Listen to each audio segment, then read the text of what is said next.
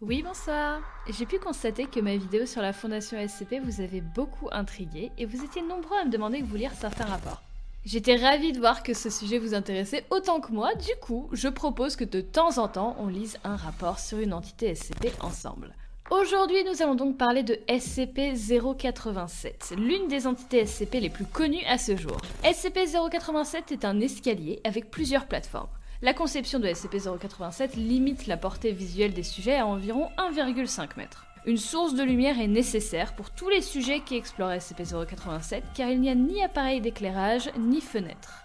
Les sources de lumière supérieures à 75 watts sont inefficaces, étant donné que SCP-087 semble absorber tout excès de lumière.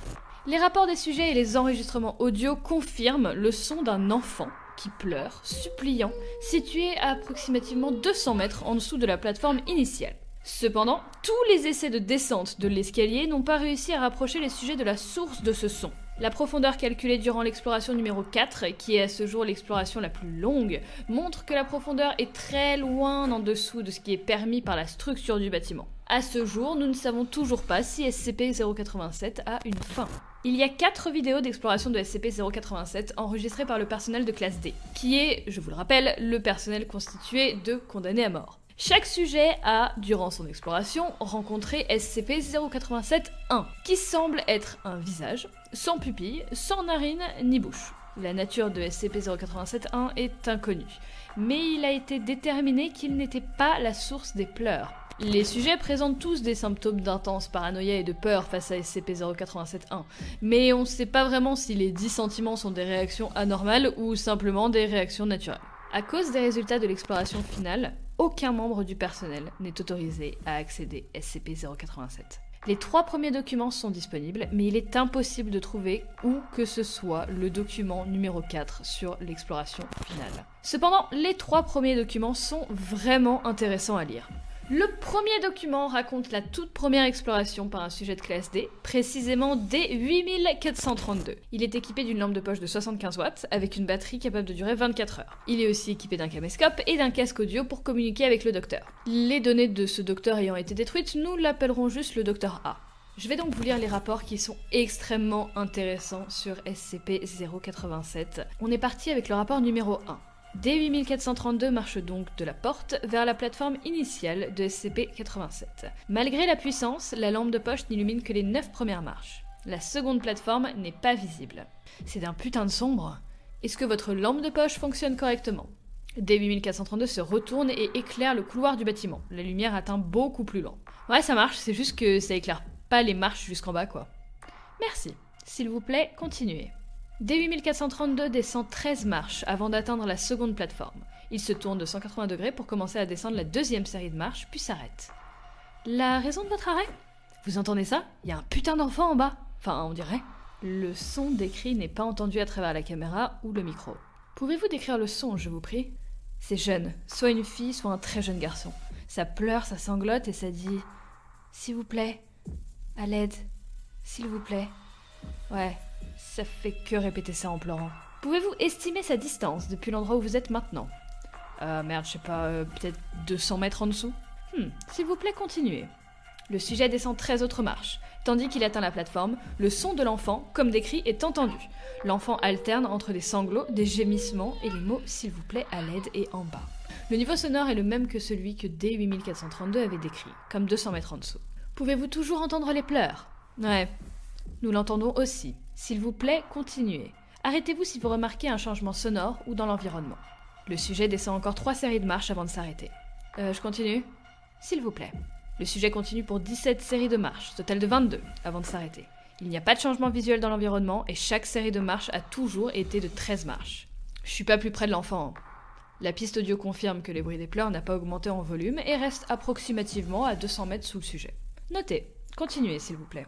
Le sujet continue encore 28 séries de marches avant de s'arrêter, 50 au total. D8432 se tient sur la 51e plateforme, en comptant la plateforme initiale. Il est toujours à environ 200 mètres au-dessus de la voie. 34 minutes se sont écoulées. Le volume sonore des pleurs n'a pas augmenté. Je me sens un peu mal à l'aise. Vous avez passé un certain temps dans un escalier sombre et inconnu. C'est normal. S'il vous plaît, continuez. Le sujet hésite avant de marcher sur le prochain escalier. Pendant que le sujet avance, la lampe de poche illumine un visage situé approximativement au pied de la série de marches. Il s'agit de SCP-087-1. Il semble être de la même taille et forme qu'une tête humaine, sauf qu'il lui manque une bouche, des narines et des pupilles. Le visage ne bouge absolument pas, mais il établit un contact visuel direct, indiquant qu'il sait que D8432 est là. Oh, mais putain, mais qu'est-ce que c'est que ce truc? Merde, c'est un putain de merde, c'est quoi ce bordel?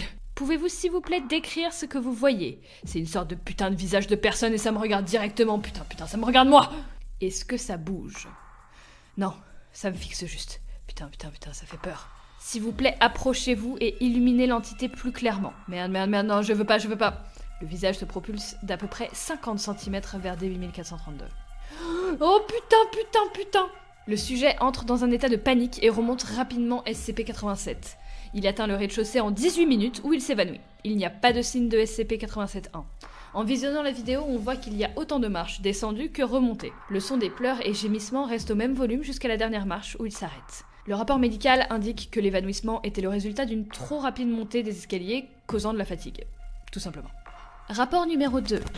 On se retrouve cette fois-ci avec D9035, qui est équipé d'une lampe de poche de 100 watts, donc 25 de plus que l'exploration précédente, avec une batterie capable de durer 24 heures également, un caméscope et un casque audio pour communiquer avec le docteur. D9035 est aussi équipé d'un sac à dos contenant 75 petites LED adhésives d'une batterie de durée de 3 semaines. Les lumières s'allument et s'éteignent quand on appuie dessus. D9035 allume la lampe de poche et illumine la première série de marches. Malgré la puissance, la lampe de poche n'illumine que les 9 premières marches. Vous voulez que j'aille là-dedans, Doc? S'il vous plaît, utilisez votre lampe de poche à l'extérieur de SCP-087 pour vérifier si elle fonctionne correctement. Le sujet dirige sa lumière vers le couloir. Une comparaison avec la vidéo de l'exploration 1 confirme que c'est en effet plus lumineux. Merci. S'il vous plaît, continuez jusqu'à la première plateforme. Doc, je sais ce que vous avez dit et tout, mais je pense pas que j'ai envie d'aller là. S'il vous plaît, continuez jusqu'à la première plateforme. Doc, regardez, conformément à notre conversation d'il y a peu, s'il vous plaît, continuez jusqu'à la première plateforme. D9035 s'arrête pendant 18 secondes, puis descend 13 marches jusqu'à la première plateforme et s'arrête. C'est un enfant? S'il vous plaît, prenez une des lumières adhésives et fixez-la sur le mur de la plateforme. Doc, vous entendez ça? Est-ce qu'il y a un enfant en bas? Nous ne le savons pas. S'il vous plaît, fixez une lumière adhésive au mur et vérifiez son fonctionnement. D9035 hésite, puis prend une des lumières de son sac à dos et la fixe au mur. Il appuie dessus et elle s'allume. S'il vous plaît, éteignez votre lampe de poche. D9035 hésite encore avant d'éteindre la lampe. La LED illumine la plateforme, mais ne s'étend pas jusqu'à la première marche. Merci. Vous pouvez rallumer votre lampe de poche. S'il vous plaît, continuez de descendre. À chaque plateforme, fixez une LED au mur et allumez-la. Si vous remarquez quoi que ce soit d'inhabituel, s'il vous plaît, dites-le. Le sujet rallume sa lampe de poche, puis descend la deuxième série de marches. Tandis qu'il met le pied sur la plateforme, la piste audio détecte des sons de pleurs et de gémissements. Entendez-vous toujours les sons que vous nous avez communiqués? Ouais, on dirait qu'elle est à peu près 150, peut-être 200 mètres en dessous. Est-ce que je suis censée aller la chercher? Ah, Doc, je suis pas très bon avec les enfants. S'il vous plaît, placez la lumière et continuez jusqu'à ce que vous remarquiez quelque chose d'inhabituel. Le sujet fixe la lumière au mur et l'allume, puis continue jusqu'à la prochaine plateforme. Il fixe la troisième LED au mur et l'allume. D9035 continue de cette manière pour 25 séries de marches avant de s'arrêter. Je pense pas que je suis plus près de l'enfant, Doc. À quelle distance estimez-vous que la source du son se trouve? Comme avant, 150-200 mètres en dessous? Merci. S'il vous plaît, continuez. D9035 continue de la même manière pendant 24 séries de marches. À la 51e plateforme, il s'arrête. La vidéo montre une entaille en arc de cercle dans le mur de béton, estimée à environ 50 cm de long et 10 cm de large. La première marche après la plateforme semble être complètement écrasée dans les décombres. Vous voyez ça? Oui. Pouvez-vous, s'il vous plaît, décrire ce que vous voyez? On dirait que quelque chose a coupé le mur, et la marche par là est en miettes et tout là. La marque sur le mur a l'air très douce. Ouais, c'est tout. Comme du verre. Merci. S'il vous plaît, continuez. Écoutez, Doc, je crois que je suis allée assez loin.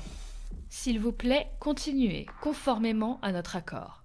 D9035 marche au-dessus de la marche détruite et continue de descendre l'escalier. Rien n'est remarquable à la plateforme d'après. Il fixe une LED au mur et continue de la même manière pendant 38 séries de marches.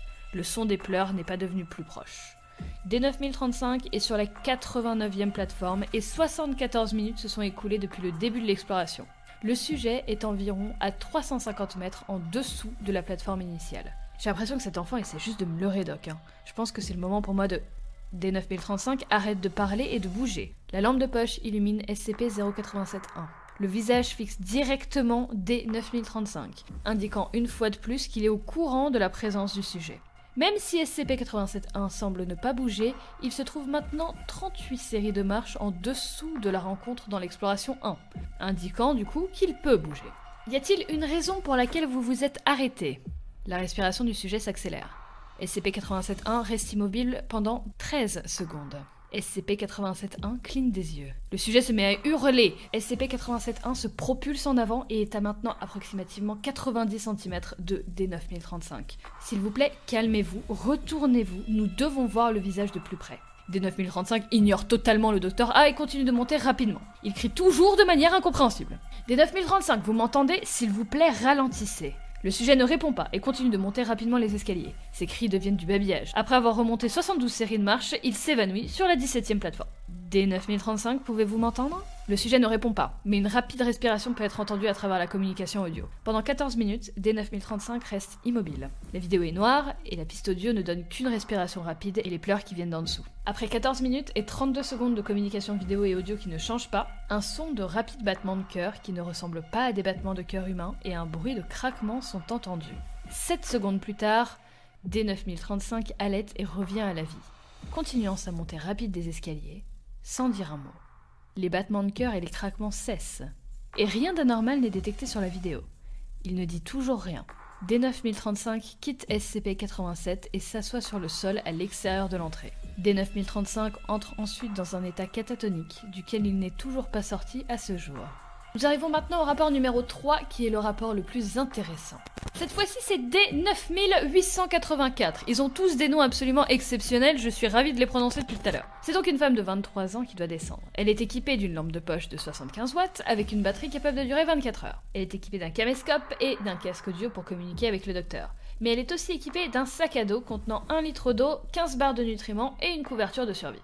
D9884 se tient sur le rez-de-chaussée de SCP-87.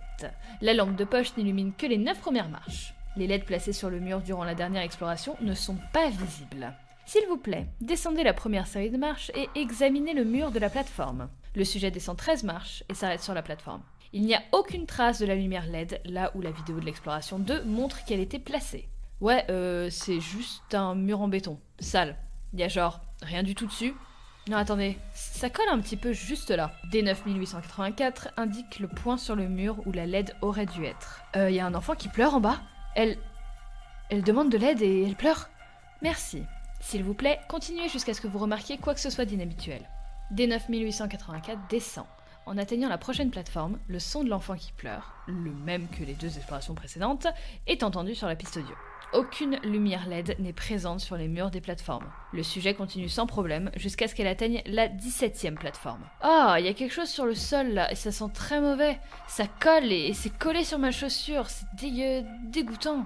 La vidéo confirme la présence d'une substance occupant un espace d'environ 50 cm. Pouvez-vous décrire l'odeur ? Ça sent un peu comme du métal rouillé et de l'urine. Merci. S'il vous plaît, continuez. Le sujet continue jusqu'à la 51e plateforme sans problème.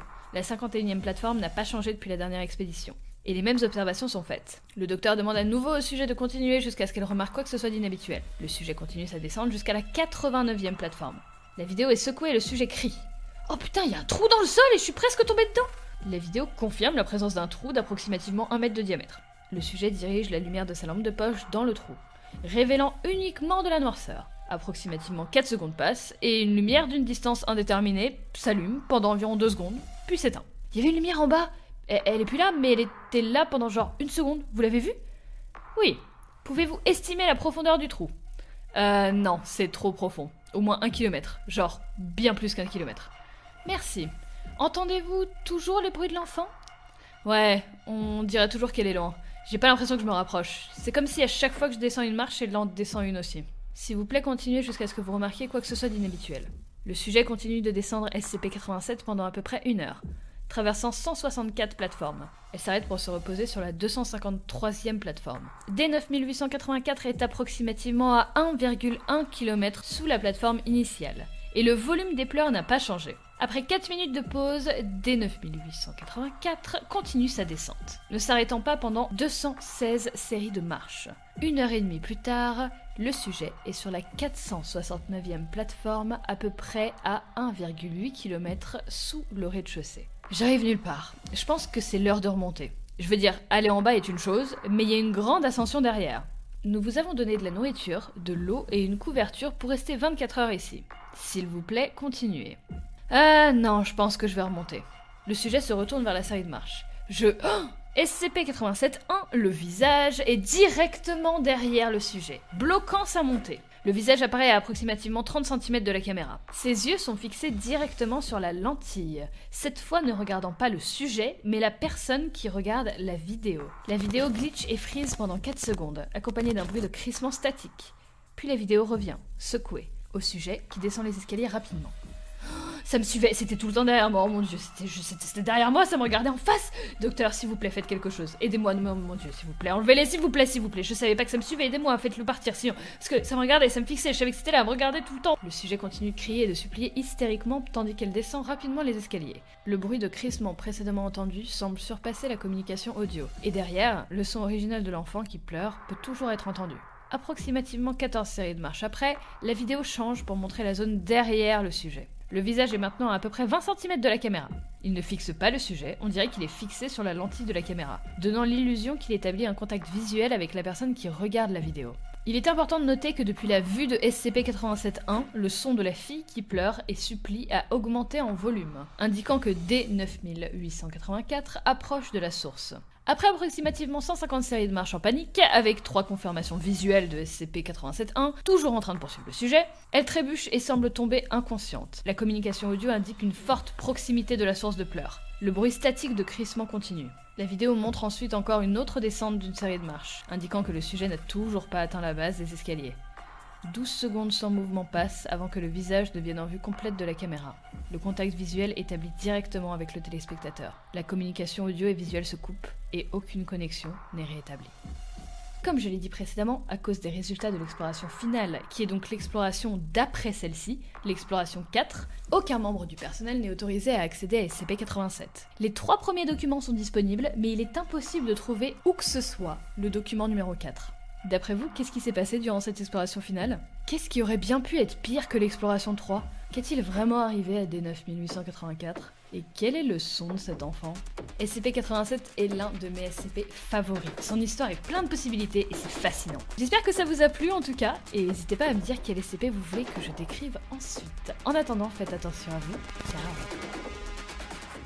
Et le même que celui que D8000... je vais pas y arriver. Accéder à SCP-800. Arrivé à D9880... Un casque audio pour communiquer avec le docteur... J'arrive pas à dire le docteur... SCP-87-1 se propulse en avant et a maintenant approximativement 90 cm de... Et ils ont des noms de...